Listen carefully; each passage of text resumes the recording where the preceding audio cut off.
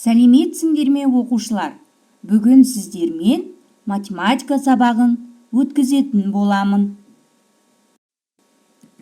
Сабағымыздың тақырыбы қисық, сызық, тұйықталған және тұйықталмаған сызық. Бүгінгі сабақта геометриялық фигуралар мен жазықтық фигуралар, кеңістік фигуралар, сонымен қатар сызық түрлерімен танысатын боламыз. Сызықтардың айырмашылығын анықтап, оған қоса қоршаған ортада осы сызықтарды қайдан кездестіруге болатынын дәлелдеп үйренеміз. Олай болса, сабағымызды бастаймыз. Сызық геометриялық ұғым. Ең негізгі геометриялық фигураны нүкте деп атайды. Қисық сызық көптеген нүктелерден тұрады. Қозғалыстағы нүктелердің траекториясы да сызық болып есептеледі.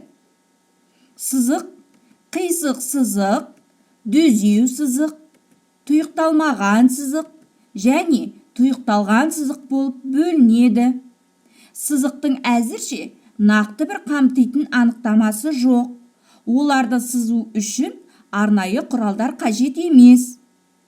Бұл қисық сызықтарды түрлі салада сызуға болады. Геометриялық фигураларды нүкте мен сызықтар арқылы белгілеуге болады.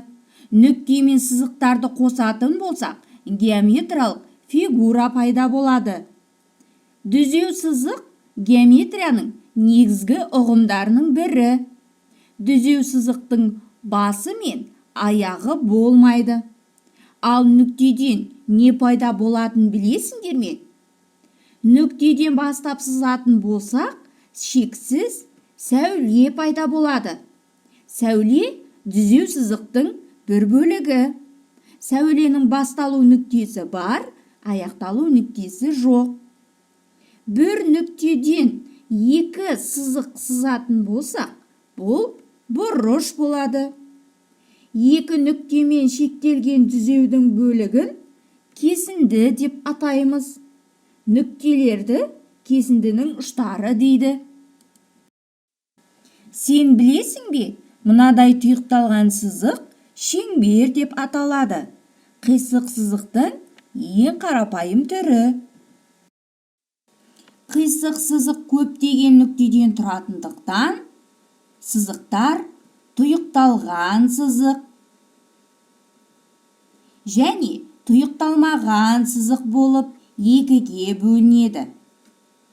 Тұйықталған сызықтардың ұштары болмайды. Ал тұйықталмаған сызықтардың керісінше екі ұшы болады. Оқушылар, суретке қарайық. Нені көрдіңіздер? Әрине, қойды. Қойлар немен қоршалған?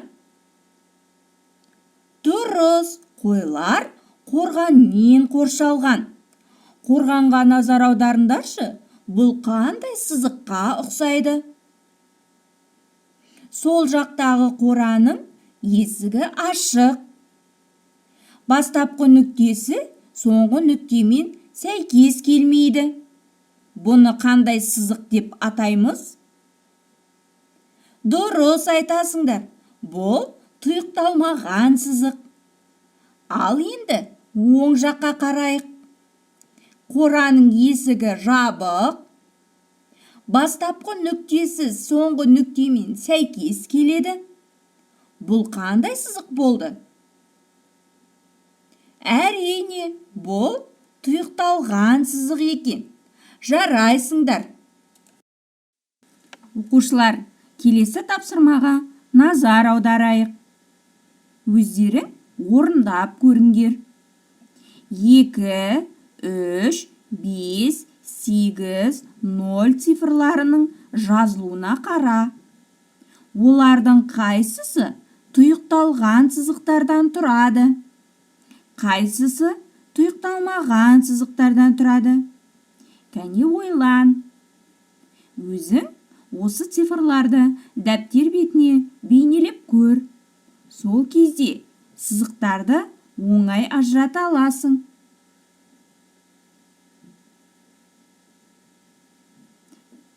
Тапсырманы тексерейік. 2, 3, 5 цифрлары тұйықталмаған сызық. Ал 8, 0 цифрлары тұйықталған сызық екен. Жарайсыздар балалар. Тапсырманы дұрыс орындадыңдар. Бұл жерде бірнеше суреттер берілген. Осы суреттерге назар аударсаңдар, сызықтардың түрін ажырата аласың. Олардың қайсысы қисық сызықпен салынған? Ал осы суреттің ішінде жазық фигуралар бар ма? Егер байқасаң, оларды ата. Кәне ойланайық.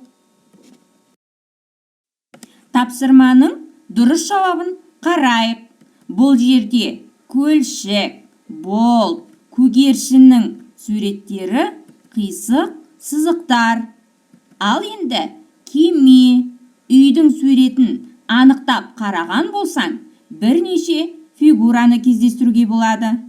Мысалға, 3 бұрыш, 4 бұрыштарды, шаршыны, сонымен қатар дөңгелекті. Бұндай фигураларды жазық фигура дейміз. Тамаша, жарайсыңдар. Балалар, келесі тапсырма көмектес деп аталады. Анарға үйіне баратын жолды тауып, бірге көмектесейік. Сонымен қатар, суреттен қандай кеңістік фигураларын көріп тұрғаныңды ата. Ойлан. Тапсырманы бірге тексерейік. Анар үйіне бару үшін қисық жолды таңдады. Бұл жерде цилиндр кеңістігін байқауға болады. Және ағаштардың жапырақтарын қарасаңдар, олар шар тәрізді, куб тәрізді. Үй мен үйшіктің шатырын байқаған болсаң, пирамида сынды бірнеше кеңістік фигурасын көруге болады.